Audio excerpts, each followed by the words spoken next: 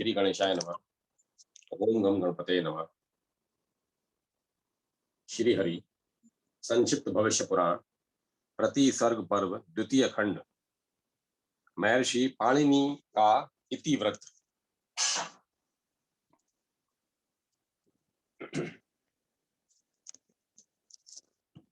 ऋषियों ने पूछा, भगवान, सभी तीर्थों, दानों आदि धर्म साधनों में उत्तम साधन क्या है जिसका आश्रय लेकर मनुष्य कलेश सागरों को पार कर जाए और मुक्ति प्राप्त कर ले। सुत जी बोले, प्राचीन काल में साम के एक श्रेष्ठ पुत्र थे जिनका नाम पाणिनि था। कड़ाद के श्रेष्ठ शास्त्रज्ञ शिष्यों से वे पराजित एवं लज्जित होकर तीर्थाटन के लिए चले गए।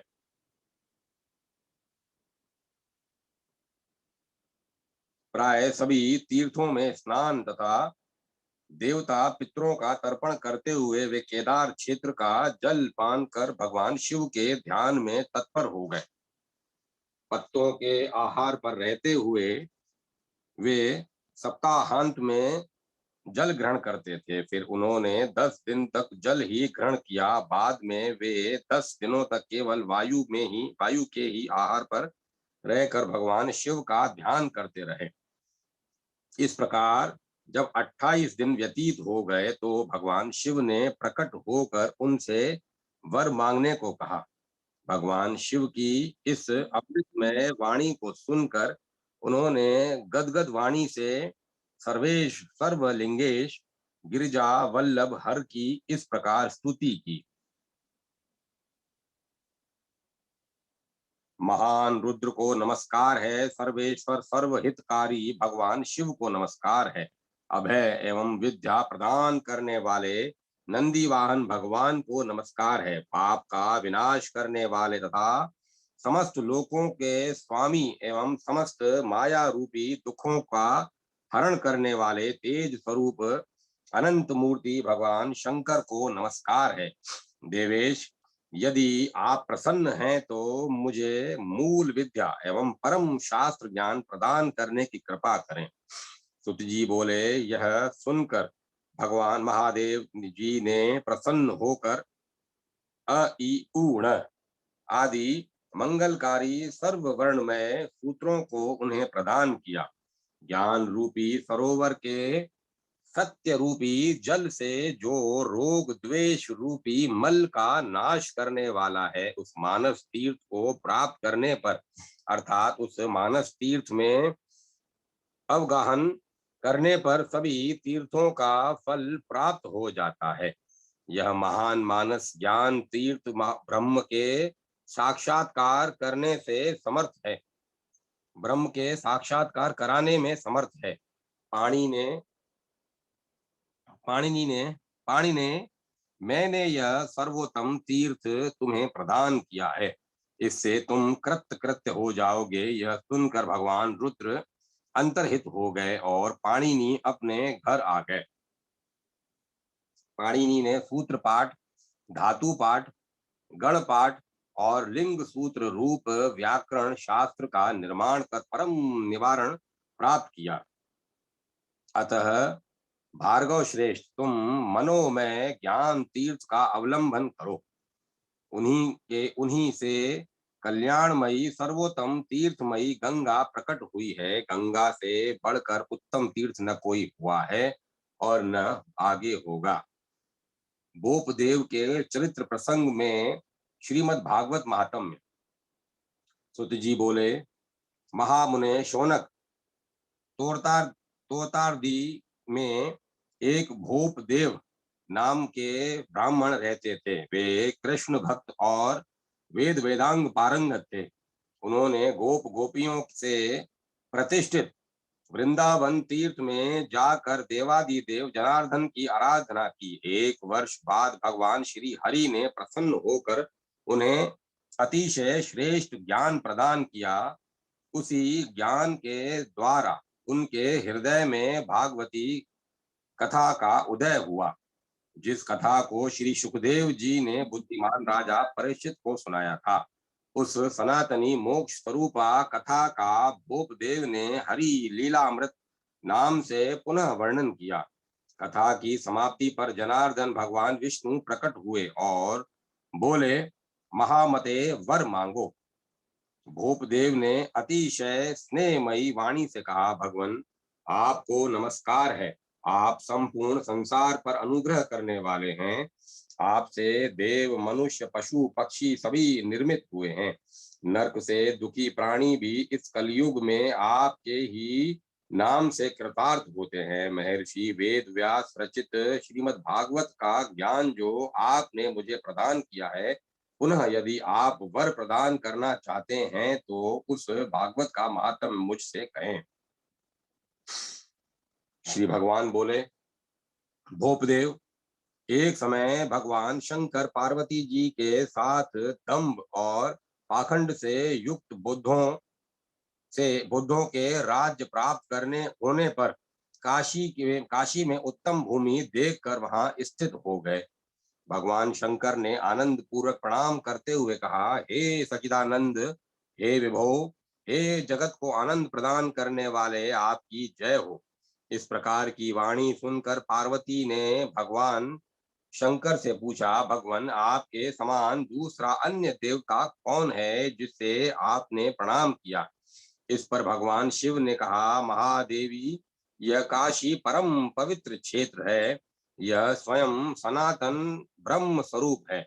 यह प्रणाम करने योग्य है। यहाँ मैं सप्ताह यज्ञ भागवत सप्ताह यज्ञ करूंगा।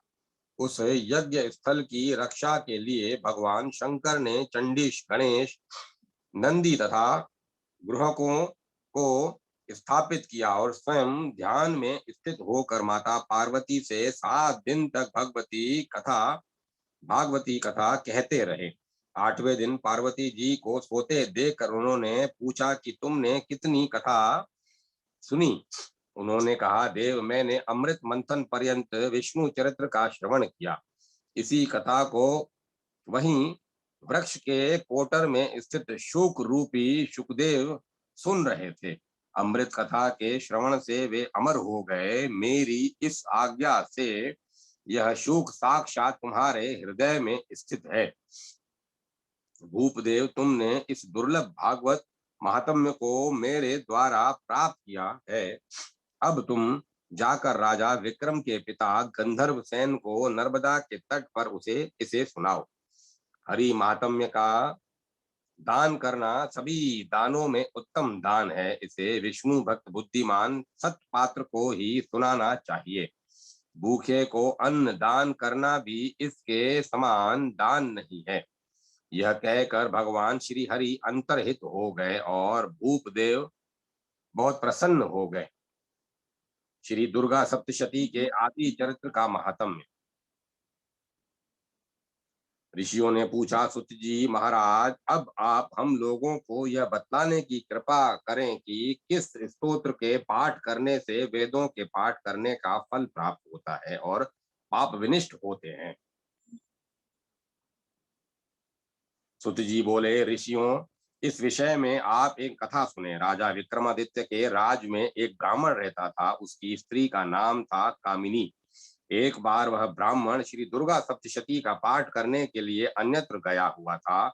इधर इसकी स्त्री कामिनी, जो अपने नाम के अनुरूप कर्म करने वाली थी, पति के न रहने पर निंदित कर्म में प्रवृत्त हो गई। फलतः उसे एक निग्ध पुत्र उत्पन्न हुआ जो व्याध कर्मा नाम से प्रसिद्ध हुआ। वह भी अपने नाम के अनुरूप कर्म करने वाला था। ध्रुत था तथा वेद पाठ से रहित था।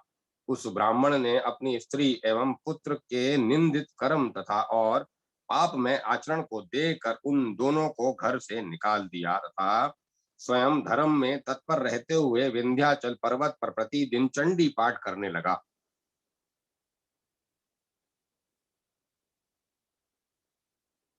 जगदम्बा के अनुग्रह से अंत में वह जीवन मुक्त हो गया। इधर वे दोनों माता पुत्र कामिनी और व्याध कर्मा पूर्व परिचित निषाद के पास चले गए और वहीं निवास करने लगे। वहां भी वे दोनों अपने निंदित आचरण को छोड़ न सके और इन्हीं बुरे कर्मों से धन संग्रह करने लगे। व्याध कर्मा चौर्य कर्म में प्रवृत्त हो गया। ऐसे ही भ्रमण करते हुए देव योग से एक दिन वह व्याध कर्मा देवी के मंदिर में पहुंचा। वहां एक श्रेष्ठ ब्राह्मण श्री दुर्गा सप्तशती का पाठ कर रहे थे। दुर्गा पाठ के आदि चरित्र प्रथम चरित्र में किंचित पाठ मात्र के श्रवण से उसकी दुष्ट बुद्धि धर्ममय हो गई। फलतः धर्म बुद्धि संपन्न उस व्याध कर्मा ने एक श्रेष्ठ विप्र का शिष्यत्व ग्रहण कर लिया और अपना सारा धन उन्हें दे दिया। गुरु की आज्ञा से उसने देवी के मंत्र का जप किया। बीज मंत्र के प्रभाव से उसके शरीर से पाप समूह कृमि के रूप में निकल गए। 3 वर्ष तक इस प्रकार जप करते हुए वह निष्पाप श्रेष्ठ द्विज हो गया। इसी प्रकार मंत्र जप और आदि चरित्र का पाठ करते हुए उसे 12 वर्ष व्यतीत हो गए। तदंतर वह द्विज काशी में चला आया। मुनि एवं देवों से पूजित महादेवी अन्नपूर्णा का उसने रोचनादि उपचारों के द्वारा पूजन किया और उनकी इस प्रकार स्तुति की। नित्यानंद करी, पर भय करी, सौंदर्य रत्ना करी, निर्धुता खिल पाप पवन करी, काशीपुराधीश्वरी, नाना लोक करी, भय महाभय हरि, विश्वम्भरी सुंदरी विद्याम देहि कृपा वल्लभन करी, मातन पूर्णेश्वरी। इस स्तुति का 108 बार जप ध्यान में नेत्रों को बंद कर वह वहीं सो गया। स्वप्न में उसके सम्मुख अन्नपूर्णा शिवा उपस्थित हुई और उसे वेद ऋग्वेद का ज्ञान प्रदान कर अंतर्हित हो गई। बाद में वह बुद्धिमान ब्राह्मण श्रेष्ठ विद्या प्राप्त कर राजा विक्रमादित्य के यज्ञ का आचार्य हुआ। यज्ञ के बाद योग धारण कर हिमालय चला गया। हे विप्रो, मैंने आप लोगों को देवी के पुण्यमय आदि चरित्र के महात्म्य को बतलाया, जिसके प्रभाव से उस व्याध कर्मा ने ब्राही भाव प्राप्त कर पुरुषोत्तम सिद्धि को प्राप्त कर लिया था। श्री दुर्गा सप्तशती के मध्यम चरित्र का महात्म्य। कात्यायन तथा मगध के राजा महानंद की कथा। सुत जी बोले, शौनक, उज्जैनी नगरी में एक हिंसा परायण मदमास भक्षी भीम वर्मा नाम का क्षत्रिय रहता था। वह अतिशय हिंसा एवं अधर्माचरण के कारण भयंकर व्याधियों से ग्रस्त हो गया और युवा अवस्था में ही उसकी मृत्यु हो गई। संयोगवश उसने कभी चंडी पाठ भी कराया था, जिसके पुण्य के प्रभाव से इतना निकृष्ट पापी भी नरक में नहीं गया। दूसरे जन्म वही राजनीति परायण मगध का विख्यात राजा महानंद हुआ और उसे अपने पूर्व जन्म की पूरी स्मृति थी। अतिशय समर्थ बुद्धिमान कात्यायन परगुची का वह शिष्य हुआ। देवी महालक्ष्मी के बीज सहित मध्यम चरित्र का राजा महानंद को उपदेश देकर कात्यायन स्वयं विंध्य पर्वत पर शक्ति उपासना के लिए चले गए। इधर राजा भी प्रतिदिन महालक्ष्मी की कस्तूरी चंदन आदि से पूजा कर श्री दुर्गा सप्तशती के मध्यम चरित्र का पाठ करने लगे। 12 वर्ष व्यतीत होने पर शक्ति की उपासना करने वाले कात्यायन पुनः अपने शिष्य महानंद के पास आए और उन्होंने राजा से विधि पूर्वक लक्ष्य चंडी पाठ करवाया। फलस्वरूप सनातनी भगवती महालक्ष्मी प्रकट हुई और राजा को धर्म अर्थ काम सहित मोक्ष भी दे दिया। इस प्रकार महाभाग महानंद ने देवों के समान अभिष्ट फलों का उपभोग कर अंत में देवताओं से नमस्कृत हो परम लोकों को प्राप्त किया।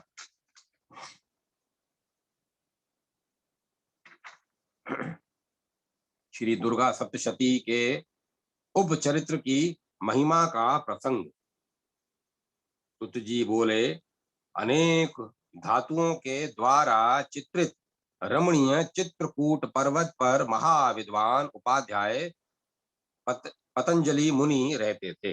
वे वेद वेदांग तत्वज्ञ एवं गीता शास्त्र परायण थे। वे विष्णु के भक्त सत्य वक्ता एवं व्याकरण महाभाष्य के रचयिता भी माने गए हैं।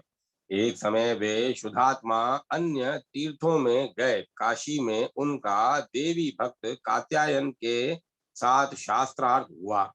1 वर्ष तक शास्त्रार्थ चलता रहा। अंत में पतंजलि पराजित हो गए। इससे लज्जित होकर उन्होंने सरस्वती की इस प्रकार आराधना की। नमो देवे महामूर्तये सर्वे मूर्तये नमो नमः। शिवाय सर्वमंगलाय विष्णुमाय च ते नमः। तव मे श्रद्धा बुद्धिस्तत्वम मेधा विद्या शिवम करी शांति वाराणी वारणी तमेव वासी नारायणी नमो नमः। महामूर्ति देवी को नमस्कार है। सर्वमूर्ति स्वरूपिणी को नमस्कार है।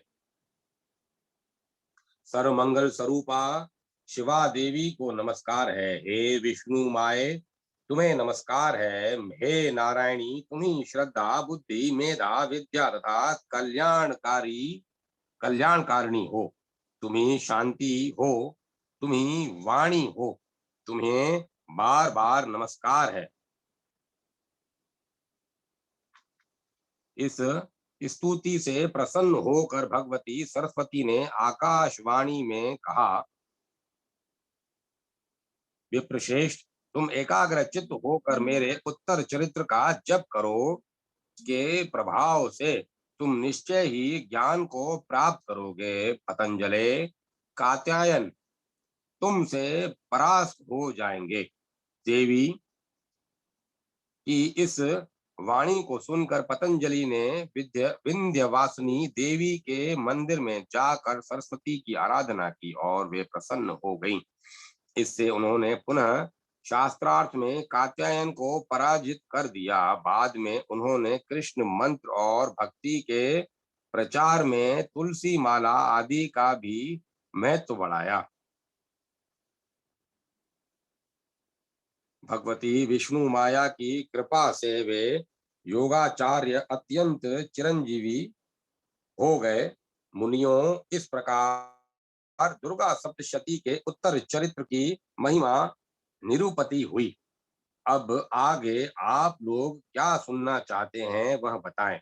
सभी का कल्याण हो, कोई भी दुख प्राप्त न करे। गरुड़ध्वज पुंडरीकाक्ष भगवान विष्णु मंगलमय हैं।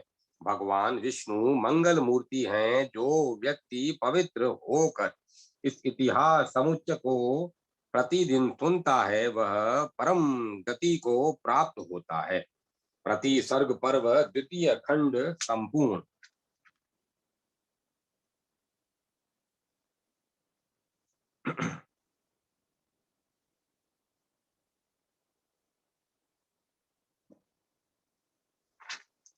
ओम श्री परमात्मने नमः। प्रति सर्ग पर्व तृतीय खंड।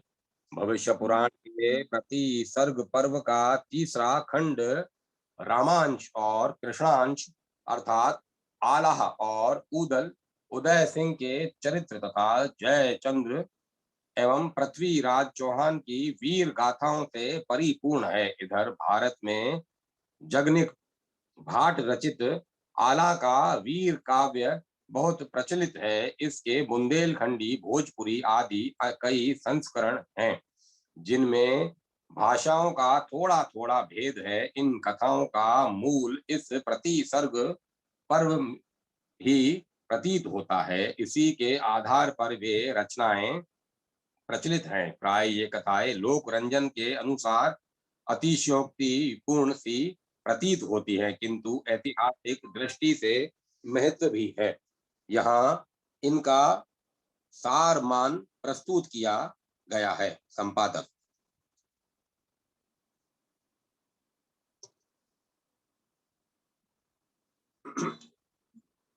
आला खंड, आला उदल की कथा का उपक्रम। ऋषियों ने पूछा, सुत जी महाराज, आपने महाराज विक्रमादित्य के इतिहास का वर्णन किया। द्वापर युग के समान उनका शासन धर्म एवं न्यायपूर्ण था और लंबे समय तक इस पृथ्वी पर रहा। महाभाग, उस समय भगवान श्री कृष्ण ने अनेक लीलाएं की थी। आप उन लीलाओं का हम लोगों से वर्णन कीजिए, क्योंकि आप सर्वज्ञ हैं। श्री सुत जी ने मंगल स्मरण पूर्वक कहा, नारायणम नमस्कृत्य नरम चेव नरोत्तमं देवीं सरस्वतीं व्यासं ततो जय मुदीरयेत्। भगवान नर नारायण के अवतार स्वरूप भगवान श्री कृष्ण एवं उनके सखा नर श्रेष्ठ अर्जुन, उनकी लीलाओं को प्रकट करने वाली भगवती सरस्वती तथा उनके चरित्र का वर्णन करने वाले वेद व्यास को नमस्कार। अष्टादश पुराण, रामायण और महाभारत आदि जय नाम से व्यपिदिष्ट ग्रंथों का वाचन करना चाहिए।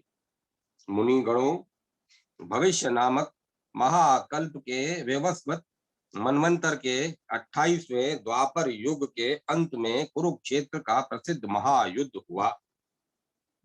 उसमें युद्ध कर दुराभिमानी सभी कौरवों पर पांडवों ने 18वें दिन पूर्ण विजय प्राप्त की। अंतिम दिन भगवान श्री कृष्ण ने काल की दुर्गति को जानकर योग रूपी सनातन शिव जी की मन से इस प्रकार स्तुति की, शांत स्वरूपी, सब भूतों के स्वामी, कपर्दी, काल करता, जगत पाप विनाशक रुद्र, मैं आपको बार बार प्रणाम करता हूँ। भगवान, आप मेरे भक्त पांडवों की रक्षा कीजिए। इस स्तुति को सुनकर भगवान शंकर नंदी पर आरूढ़ हो हाथ में त्रिशूल लिए पांडवों के शिविर की रक्षा के लिए आ गए। उस समय महाराज युधिष्ठिर की आज्ञा से भगवान श्री कृष्ण हस्तिनापुर गए थे और पांडव सरस्वती के किनारे रहते थे। मध्य रात्रि में अश्वत्थामा, भोज, कृतवर्मा और कृपाचार्य, ये तीनों पांडव शिविर के पास आए और उन्होंने मन से भगवान रुद्र की स्तुति कर उन्हें प्रसन्न कर लिया। इस पर भगवान शंकर ने उन्हें पांडव शिविर में प्रवेश करने की आज्ञा दे दी। बलवान अश्वत्थामा ने भगवान शंकर द्वारा प्राप्त तलवार से धृष्टद्युम्न आदि वीरों की हत्या कर दी। फिर वह कृपाचार्य और कृतवर्मा के साथ वापस चला गया। वहां एकमात्र पार्षद सुत ही बचा रहा। उसने इस जनसंहार की सूचना पांडवों को दी। भीम आदि पांडवों ने इसे शिव जी का ही कृत्य समझा। वे क्रोध से तिलमिला गए और अपने आयुधों से देवादिदेव पिनाकी के से युद्ध करने लगे। भीम आदि द्वारा प्रयुक्त अस्त्र शस्त्र शिव जी के शरीर में समाहित हो गए। इस पर भगवान शिव ने कहा कि तुम श्री कृष्ण के उपासक हो, अतः हमारे द्वारा तुम लोग रक्षित हो, अन्यथा तुम लोग वध के योग्य थे। इस अपराध का फल तुम्हें कलयुग में जन्म लेकर भोगना पड़ेगा। ऐसा कहकर वे अदृश्य हो गए और पांडव बहुत दुखी हुए। वे अपराध से मुक्त होने के लिए भगवान श्री कृष्ण की शरण में आए। निशस्त्र पांडवों ने श्री कृष्ण के साथ एकाग्र मन से शंकर जी की स्तुति की। इस पर भगवान शंकर ने प्रत्यक्ष प्रकट होकर उनसे वर मांगने को कहा।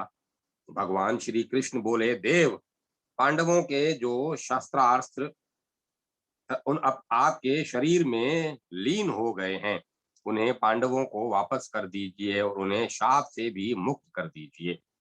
श्री शिव जी ने कहा, श्री कृष्णचंद्र, मैं आपको प्रणाम करता हूँ। इस समय मैं आपकी माया से मोहित हो गया। उस समय मैं आपकी माया से मोहित हो गया था। उस माया के अधीन होकर मैंने यह श्राप दे दिया। यद्यपि मेरा वचन तो मिथ्या नहीं होगा, तथापि वे, ये पांडव तथा कौरव, अपने अंशों से कलयुग में उत्पन्न होकर अंशतः अपने पापों का फल भोग कर मुक्त हो जाएंगे। युधिष्ठिर वत्सराज का पुत्र होगा। उसका नाम बलखानी मलखान होगा, और वह शीरीष नगर का अधिपति होगा। भीम का नाम विरण होगा, और वह वनरस का राजा होगा। अर्जुन के अंश से जो जन्म लेगा वह महान बुद्धिमान और मेरा भक्त होगा। उसका जन्म परिमल के यहाँ होगा, और नाम होगा ब्रह्मानंद। महाबलशाली नकुल का जन्म कान्य कुब्ज के रत्न भानु के पुत्र के रूप में होगा, और नाम होगा लक्ष्मण। सहदेव भीम सिंह का पुत्र होगा, और उसका नाम होगा देवी सिंह। धृतराष्ट्र के अंश से अजमेर में पृथ्वीराज जन्म लेगा, और द्रौपदी पृथ्वीराज की कन्या के रूप में वेला नाम से प्रसिद्ध होगी। महादानी कर्ण तारक नाम से जन्म लेगा। उस समय रक्त बीज के रूप में पृथ्वी पर मेरा ही अवतार होगा। कौरव माया युद्ध में निष्णात होंगे, और पांडु पक्ष में के योद्धा धार्मिक और बलशाली होंगे। सुत जी बोले, ऋषियों, यह सब बातें सुनकर श्री कृष्ण मुस्कुराए, और उन्होंने कहा, मैं भी अपनी शक्ति विशेष से अवतार लेकर पांडवों की सहायता करूंगा। माया देवी द्वारा निर्मित मायावती नाम की पुरी में देशराज के पुत्र रूप में मेरा अंश उत्पन्न होगा, जो उदय सिंह ऊदल कहलाएगा। वह देवकी के गर्भ से उत्पन्न होगा। मेरे वैकुंठ धाम का अंश अहराद नाम से जन्म लेगा। वही मेरा गुरु होगा। अग्निवंश से उत्पन्न राजाओं का विनाश कर मैं श्री कृष्ण उदय सिंह धर्म की स्थापना करूंगा। श्री कृष्ण की यह बात सुनकर शिव जी अंतर्हित हो गए। राजा शालीवाहन और ईशा मसीह की कथा। सुत जी ने कहा, ऋषियों, प्रातः काल में पुत्र शोक से पीड़ित सभी पांडव प्रेत कार्य कर पितामह भीष्म के पास आए। उनसे उन्होंने राजधर्म, मोक्ष धर्म और दान धर्मों के स्वरूप को अलग अलग रूप से भली भांति समझा। तदंतर उन्होंने उत्तम आचरणों से 3 अश्वमेघ यज्ञ किए। पांडवों ने 36 वर्ष तक राज्य किया, और अंत में वे स्वर्ग चले गए। कली धर्म की वृद्धि होने पर वे भी अपने अंश से उत्पन्न होंगे। अब आप सब मुनिगण अपने अपने स्थान को पधारें। मैं योग निद्रा के वशीभूत हो रहा हूँ। अब मैं समाधिस्थ होकर गुणातीत पर ब्रह्म का ध्यान करूंगा। यह सुनकर नैमिषारण्यवासी मुनि गण योगिक सिद्धि का अवलंबन कर आत्म सामीप्य में स्थित हो गए। दीर्घ काल व्यतीत होने पर शौनकादि मुनि ध्यान से उठकर पुनः सुत जी के पास पहुंचे। मुनियों ने पूछा, सुत जी महाराज, विक्रमाख्यान का तथा द्वापर में शिव की आज्ञा से होने वाले राजाओं का आप वर्णन कीजिए। सुत जी बोले, मुनियों, विक्रमादित्य के स्वर्ग लोक चले जाने के बाद बहुत से राजा हुए। पूर्व में कपिल स्थान में, पश्चिम में सिंधु नदी तक, उत्तर में बद्री क्षेत्र से दक्षिण में श्वेत बंधु तक की सीमा वाले भारतवर्ष में उस समय 18 राज्य या प्रदेश थे।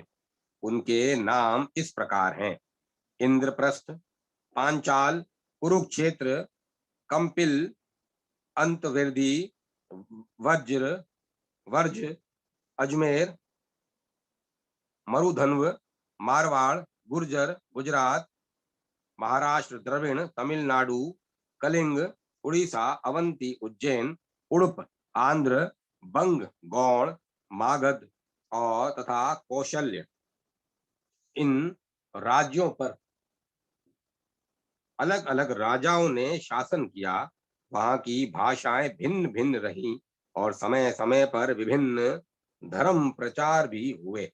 100 वर्ष व्यतीत हो जाने पर धर्म का विनाश सुनकर शक आदि विदेशी राजा अनेक लोगों के साथ सिंधु नदी को पार कर आर्य देश में आए और कुछ लोग हिमालय के हिम मार्ग से यहाँ आए। उन्होंने आर्यों को जीत कर उनका धन लूट लिया और अपने देश में लौट गए। इसी समय विक्रमादित्य का पौत्र राजा शालीवाहन पिता के सिंहासन पर आसीन हुआ।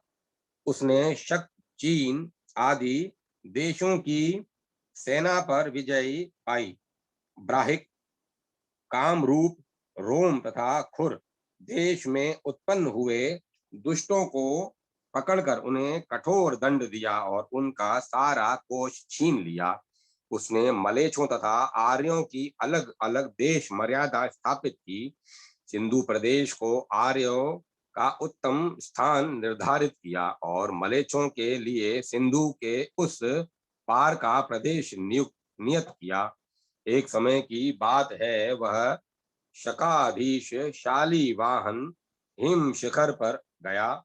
उसने हुण देश के मध्य स्थित पर्वत पर एक सुंदर पुरुष को देखा। उसका शरीर गोरा था और वह श्वेत वस्त्र धारण किए था। उस व्यक्ति को देखकर शकराज ने प्रसन्नता से पूछा, आप कौन हैं? उसने कहा, मैं ईश पुत्र हूँ और कुमारी के गर्भ से उत्पन्न हुआ हूँ। मैं मलेच्छ धर्म का प्रचार एवं सत्यव्रत में स्थित हूँ। राजा ने पूछा, आपका कौन सा धर्म है? ईश पुत्र ने कहा, महाराज, सत्य का विनाश हो जाने पर मर्यादा रहित मलेच्छ प्रदेश में मैं मसीह बनकर आया और दसुओं के मध्य भयंकर ईशा मसीह नाम से एक कन्या उत्पन्न हुई। उसी को मलेच्छों ने प्राप्त कर अब मैंने मसीत्व प्राप्त किया। मैंने मलेच्छों से जिस धर्म की स्थापना की है उसे सुनिए। सबसे पहले मानस और दैहिक मल को निकालकर शरीर को पूर्णतः निर्मल कर लेना चाहिए। फिर इष्ट देवता का जप करना चाहिए, सत्यवाणी बोलनी चाहिए, न्याय से चलना चाहिए और मन को एकाग्र कर सूर्य मंडल में स्थित परमात्मा की पूजा करनी चाहिए, क्योंकि ईश्वर और सूर्य में समानता है। परमात्मा भी अचल है और सूर्य भी अचल है। सूर्य अनित्य भूतों के सार का चारों ओर से आकर्षण करते हैं। हे भूपाल, ऐसे कृत्य से वह मसीह विलीन हो गई वह मसीहा विलीन हो गई। पर मेरे हृदय में नित्य विशुद्ध कल्याणकारिणी ईश मूर्ति प्राप्त हुई है, इसीलिए मेरा नाम ईशा मसीह प्रतिष्ठित हुआ। यह सुनकर राजा शालीवाहन ने उस मलेच्छ पूज्य को प्रणाम किया और उसे दारुण मलेच्छ स्थान में प्रतिष्ठित किया तथा अपने राज्य में आकर उस राजा ने अश्वमेध यज्ञ किया और 60 वर्ष तक राज्य करके स्वर्ग लोक चला गया। राजा भोज और महापद की कथा। सुत जी ने कहा, ऋषियों, शालीवाहन के वंश में 10 राजा हुए। उन्होंने 500 वर्ष तक शासन किया और स्वर्गवासी हुए। तदंतर भूमंडल पर धर्म मर्यादा लुप्त होने लगी। शालीवाहन के वंश में अंतिम 10वें राजा भोजराज हुए। उन्होंने देश की मर्यादा क्षीण होती देख दिग्विजय के लिए प्रस्थान किया।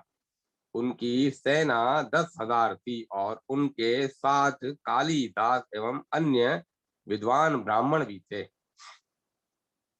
उन्होंने सिंधु नदी को पार करके गांधार, मलेच और कश्मीर में शठ राजाओं को परास्त किया तथा उनका कोष छीन कर उन्हें दंडित किया। उसी प्रसंग में आचार्य और शिष्य मंडल के साथ मलेच महामद नाम का व्यक्ति उपस्थित हुआ। राजा भोज ने मरु स्थल में विद्वान महादेव जी का दर्शन किया। महादेव जी को पंचगव्य मिश्रित गंगा जल से स्नान कराकर चंदन आदि से भक्ति भाव पूर्वक उनका पूजन किया और उनकी स्तुति की। भोजराज ने कहा, हे मरुस्थल में निवास करने वाले तथा मलेच्छों से गुप्त शुद्ध सच्चिदानंद स्वरूप वाले गिरिजापते, आप त्रिपुरासुर त्रिपुरासुर के विनाशक तथा नानाविध माया शक्ति के प्रवर्तक हैं। मैं आपकी शरण में आया हूँ, आप मुझे अपना दास समझें। मैं आपको नमस्कार करता हूँ। इस स्तुति को सुनकर भगवान शिव ने राजा से कहा, हे भोजराज, तुम्हें महाकालेश्वर तीर्थ में जाना चाहिए। यह वाहिक नाम की भूमि है, पर अब मलेच्छों से दूषित हो गई है। इस दारुण प्रदेश में आर्य धर्म है ही नहीं। महामायावी त्रिपुरासुर यहाँ दैत्यराज बलि द्वारा प्रेषित किया गया है। मेरे द्वारा वरदान प्राप्त कर वह दैत्य समुदाय को बढ़ा रहा है। वह आयोनिज है, उसका नाम महानद है। राजन, तुम्हें इस अनार्य देश में नहीं आना चाहिए। मेरी कृपा से तुम विशुद्ध हो। भगवान शिव के इन वचनों को सुनकर राजा भोज सेना के साथ अपने देश में वापस चला आया। राजा भोज ने द्विज वर्ग के लिए संस्कृत वाणी का प्रचार किया और शूद्रों के लिए प्राकृत भाषा चलाई।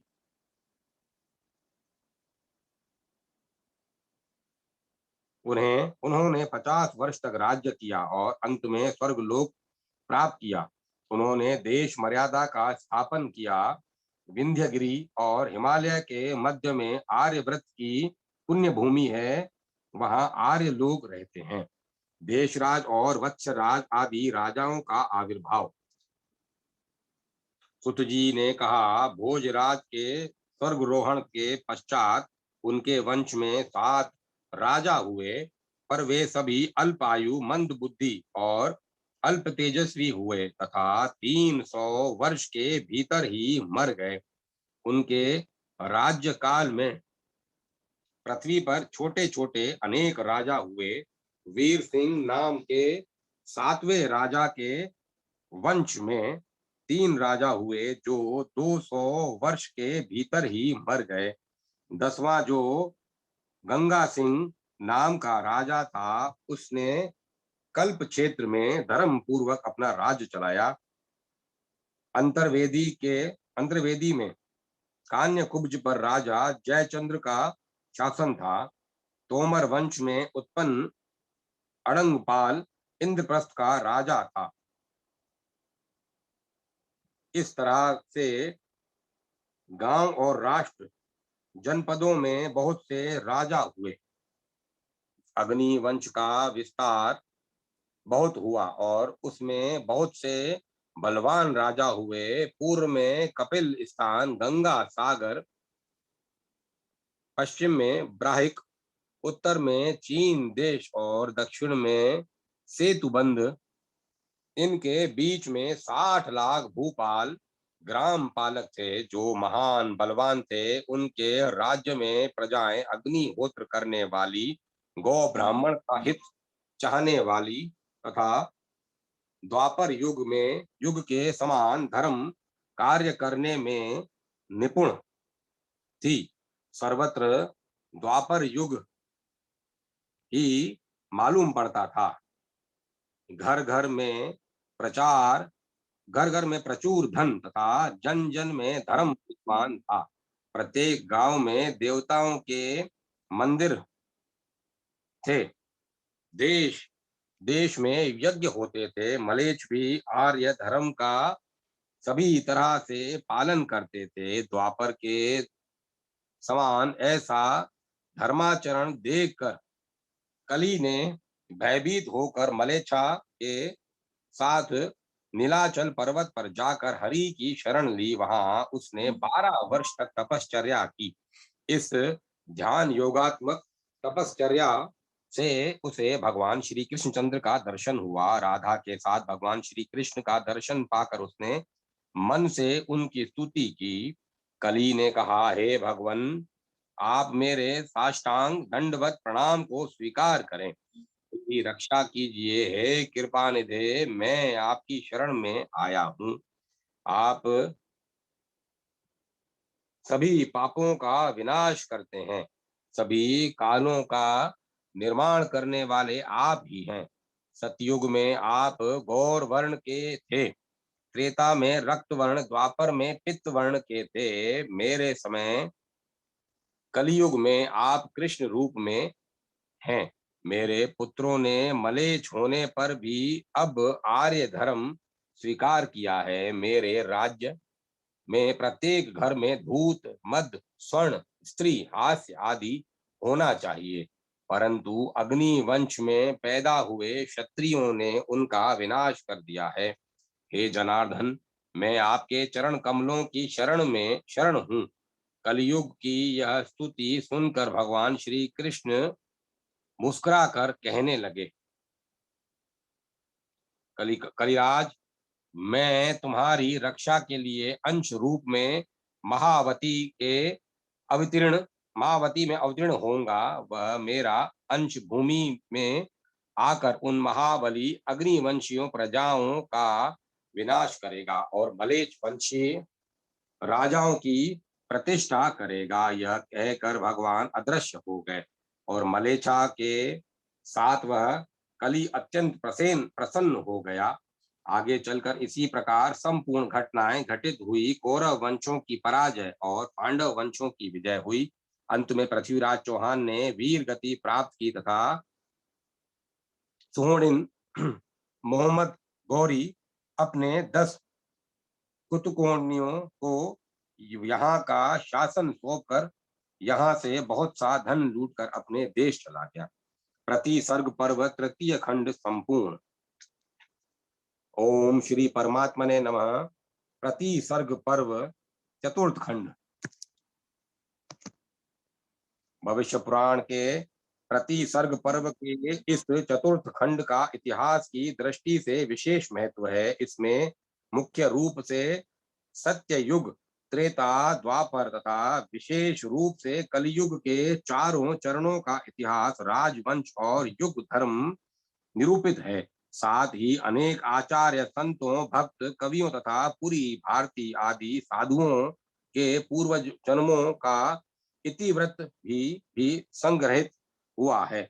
इन्हें प्राय 12 आदित्यों, 11 रुद्रों, 8 वसुओं तथा अग्नि अश्वनी द्वय का अवतार बतलाया गया है। चैतन्य महाप्रभु की महिमा का इसमें विशेष निरूपण हुआ है और जगन्नाथ जी के उनमें लय होने की बात भी आई है। साथ ही पूर्वा पर्व के सभी आचार्यों तथा संतों को उनके भक्ति भाव से विशेष प्रभावित दिखलाया गया है। पर वास्तव में देश काल की दृष्टि से कई विसंगतियां दिखलाई पड़ती हैं, जिससे इन अंशों की मौलिकता पर संदेह होना भी स्वाभाविक है। कल्याण का सभी आचार्यों, संतों, महात्माओं और संप्रदायों के प्रति समान आदर भाव है और समान श्रद्धा है। अतः इन विसंगतियों पर ध्यान न देकर सत्संग की दृष्टि से संत महात्माओं एवं भक्तों की पवित्र कथाओं को यथासंभव उपलब्ध मूल संस्करण के अनुसार संक्षिप्त भावानुवाद के रूप में यहाँ प्रस्तुत किया गया है। संपादक। कलयुग में उत्पन्न आंध्र वंशीय राजाओं के वंश वृक्ष का वर्णन। श्री गणेश जी को नमस्कार है। श्री राधा वल्लभ की जय हो। नैमिषारण्य वासी ऋषियों ने कहा, सुत जी महाराज, हम लोगों ने आपके द्वारा कहे गए कृष्णा वंश उदय सिंह के चरित्र को सुना। अब आप अग्निवंश में उत्पन्न हुए राजाओं प्रमर, चयहानी और परिहार आदि के राजवंशों का वर्णन करें।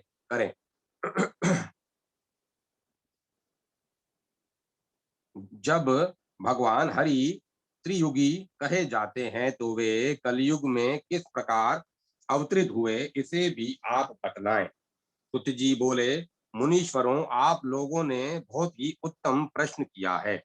अग्नि वंश के राजाओं के चरित्र को मैं कह रहा हूँ, आप लोग सुनिए। दक्षिण दिशा में अंबा द्वारा रचित दिव्य अंबावती नाम की पुरी में प्रमर नाम का एक राजा हुआ। वह राजा सामवेदी था, महाबली। उस राजा ने अंबावती के 6 वर्षों तक राज्य किया। अंबावती में 6 वर्षों तक राज्य किया। प्रमर का पुत्र महामद हुआ। उसने 3 वर्षों तक राज्य किया और उसका पुत्र हुआ देवापी। उसने भी पिता के समान राज्य किया और उसका पुत्र देवदूत हुआ। देवदूत ने भी अपने पिता के समान ही राज्य किया। देवदूत का महाबलशाली गंधर्वसेन नामक पुत्र हुआ। गंधर्वसेन 50 वर्षों तक राज्य करने के पश्चात तपस्या करने के लिए वन में चला गया। कुछ समय के बाद शिव के आशीर्वाद से उसे विक्रम नाम का पुत्र हुआ। महाराज विक्रम ने 100 वर्ष तक राज्य किया और उसका पुत्र हुआ देवभक्त। देवभक्त ने 10 वर्षों तक राज्य किया और वह दुष्ट शकों द्वारा मारा गया। देवभक्त का पुत्र हुआ शालीवाहन। उसने शकों को जीत कर 60 वर्ष तक राज्य किया। अनंतर वह दिवंगत हो गया। उसका पुत्र शालीहोत्र हुआ और शालीहोत्र ने 50 वर्ष तक राज्य किया। उसका पुत्र शालीवर्धन राजा हुआ। उसने पिता के समान राज्य किया। उसको शकहंता नाम का पुत्र प्राप्त हुआ। उसका पुत्र सुहोत्र हुआ और उसका पुत्र हुआ हविहोत्र। उसने भी पिता के समान 50 वर्ष तक राज्य किया और उसका पुत्र इंद्रपाल हुआ। इंद्रपाल ने इंद्रावती इंदौर नाम की पुरी बनाकर उसमें राज्य किया। इंद्रपाल ने भी अपने पिता हविहोत्र के समान राज्य किया और उसका पुत्र हुआ माल्यवान। माल्यवान ने भी माल्यवती नाम की पुरी बनाकर पिता के समान राज्य किया। उसके राज्य में 4 वर्ष तक अनावृष्टि होने से घोर अकाल पड़ गया। अन्न के दाने का दर्शन भी दुर्लभ हो गया। प्रजा के साथ साथ राजा भी भूख प्यास से व्याकुल हो गया। अनावृष्टि दूर करने के लिए राजा ने भगवान शालग्राम की शरण ली। राजा के पास निवेदित करने के लिए कुछ भी न था। एक स्थान पर पड़े हुए अनाज के दानों को राजा ने बीन लिया और किसी तरह उन्हें धोकर पवित्र कर उन्हीं से पूजा आदि की। उसकी श्रद्धा भक्ति से संतुष्ट होकर भगवान ने आकाशवाणी द्वारा कहा, राजन, आज से तुम्हारे वंशजों के उत्तम राज्य में पृथ्वी कभी भी पृथ्वी पर कभी भी अनावृष्टि का भय नहीं होगा। मूल्यवान का पुत्र शंकर भक्त शंभुदत्त हुआ और उसका पुत्र भोम राज हुआ। भोमराज का पुत्र वत्सराज हुआ। उसका पुत्र हुआ भोजराज। भोजराज का पुत्र शंभुदत्त हुआ। उसने 40 वर्ष तक राज्य किया। शंभुदत्त का पुत्र बिंदुपाल हुआ। बिंदुपाल ने बिंदुखंड नामक राष्ट्र का निर्माण कर सुखपूर्वक राज्य किया। बिंदुपाल ने अपने पिता के समान ही राज्य किया। बिंदुपाल का पुत्र राजपाल हुआ और उसको महीनर नाम का पुत्र हुआ। महीनर का पुत्र हुआ सोमवर्मा और उसका पुत्र कामवर्मा हुआ। कामवर्मा का पुत्र भूमिपाल हुआ। उसने एक तालाब खुदवाया और उसके किनारे एक सुंदर नगर का निर्माण कराया। भूमिपाल का पुत्र रंगपाल हुआ। भूमिपाल ने राजा का पद प्राप्त कर अनेक राजाओं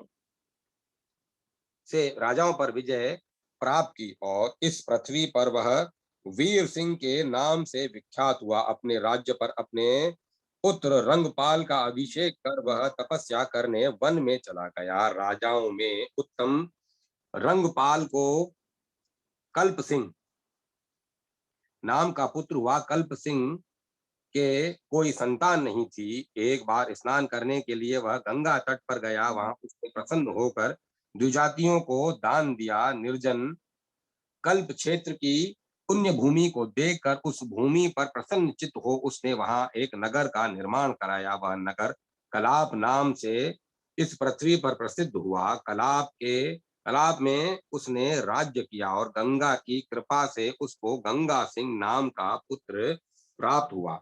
उसने 90 वर्षों तक राज्य किया किंतु उसके कोई संतान न हुई। अंत में युद्ध करते हुए कुरुक्षेत्र में प्राण त्यागने के बाद उसने स्वर्गलोक को प्राप्त किया।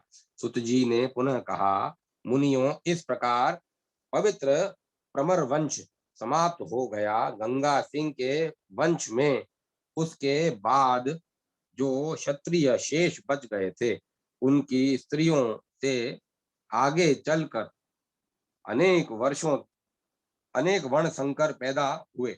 वे सभी वैश्य वृत्ति वाले थे। वे सभी मलेच्छों के समान पृथ्वी पर निवास करने लगे। इस प्रकार मैंने दक्षिण के राजाओं के वंश का वर्णन किया। अब मैं कथा को विराम देता हूँ।